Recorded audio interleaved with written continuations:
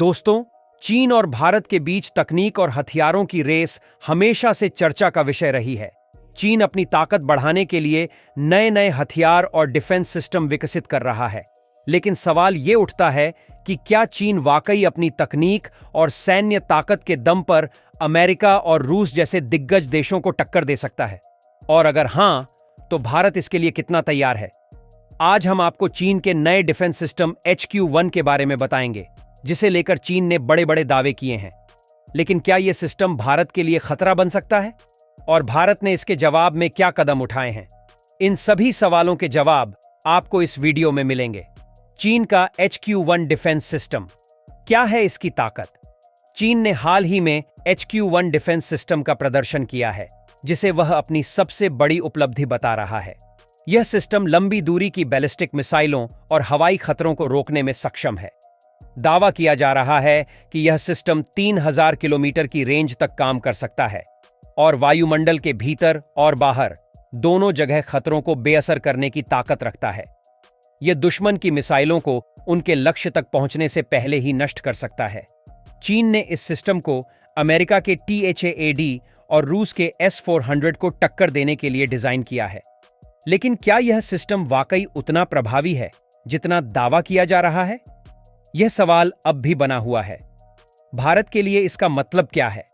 चीन का HQ-1 system Bharat के लिए एक नई चुनौती पेश करता है। यह हमारे बैलिस्टिक मिसाइल कार्यक्रम और सुरक्षा तंत्र को चुनौती देने की क्षमता रखता है।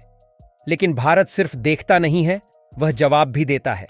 और यहां भारत की ताकत का अंदाजा हमें उसके डिफेंस सिस्टम से लगता है।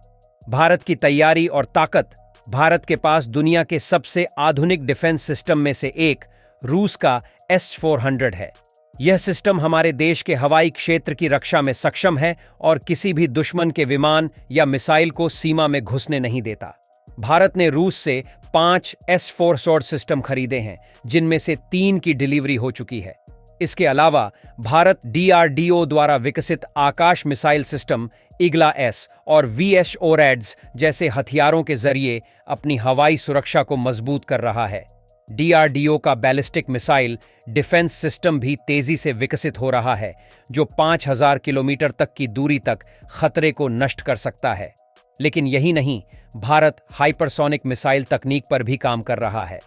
ब्रह्मोस 2 जैसी मिसाइलें दुश्मन के लिए बेहद चुनौतीपूर्ण साबित हो सकती हैं। यह मिसाइलें इतनी तेज हैं कि इन्हें रोक पाना लगभग असंभव है। चीन बनाम भारत, कौन आगे? चीन का मकसद साफ है, भारत को कमजोर करना और दक्षिण एशिया में अपनी स्थिति मजबूत करना। लेकिन भारत भी अब समझ चुका है कि उसे सिर्फ डिफेंस सिस्टम खरीदने के बजाय आत्मनिर्भर बनना होगा। यही कारण है कि भारत अपने डिफेंस सिस्टम को तेजी से स्वदेशी बना रहा है। भारत की DRDO और HL जैसी संस्थाएं हर साल नई नई तकनीकों को विकसित कर रही हैं। भारत ने न केवल रूस के S-400 को अपनाया है, बल्कि अपने खुद के डिफेंस सिस्टम को इंटरकनेक्टेड बना रहा है, ताकि एक सिस्टम फेल होने पर दूसरा तुरंत एक्टिव हो जाए। भारत और दुनिया के साथ उसके रिश्ते।